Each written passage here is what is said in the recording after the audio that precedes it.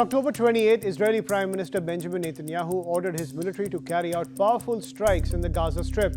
He justified the move by citing what Israel described as a blatant violation of the ceasefire by Hamas, specifically the firing on Israeli troops in southern Gaza and the inability of Hamas to return the remains of hostages.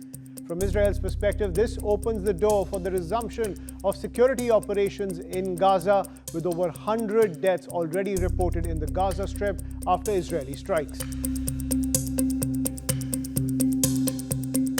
The ceasefire deal was not simply a pause in fighting. It envisioned subsequent steps including demilitarization, reconstruction and governance arrangements in Gaza.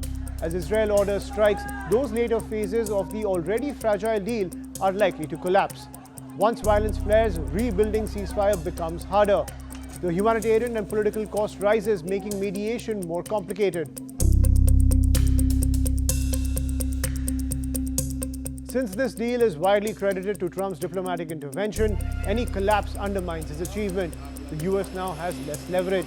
Moreover, the US has to balance its support for Israel's security with its role as a peace broker. Trump delivered public speeches emphasizing hope, harmony and opportunity, and was presented as the one who forced Israel into a deal. As the ceasefire collapses, the headline, "Trump ended the war," loses force. Ceasefire arrangements are only meaningful if they endure. Israel's move indicates that even with a US broker deal, Israel retains a high degree of autonomy and may act unilaterally. That exposes the limits of Trump's leverage as a global peacemaker. No, nothing's going to jeopardize. You have to understand, Hamas is a very small part of peace in the Middle East, and they have to behave. They're on the rough side, but they said they would be good, and if they're good, they're going to be happy, and if they're not good, they're going to be terminated. Their lives will be terminated, and they understand that. Netanyahu's orders for strikes in the Gaza Strip, even after a peace deal, serve him both politically and strategically. Politically, it allows him to reassert his image as a strong leader, unwilling to be seen as soft on security threats. This becomes important when his government is under pressure from hawkish coalition partners and a public anxious about future attacks. Strategically, the strikes leverage the fragile nature of the ceasefire to keep Hamas off balance. By claiming violations and responding, he retains the leverage in any further negotiations and keeps the security agenda at the center of future diplomacy.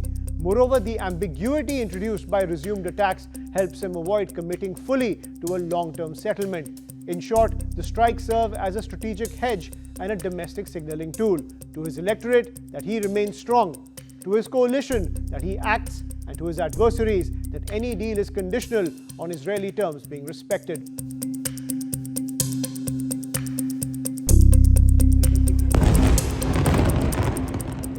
The strike is likely to shift the focus back to militarized logic rather than diplomacy, which means long-term peace becomes harder. It throws a sharp spotlight on the fragility of the ceasefire pact that was a bold step, but the strikes indicate that peace was never secure.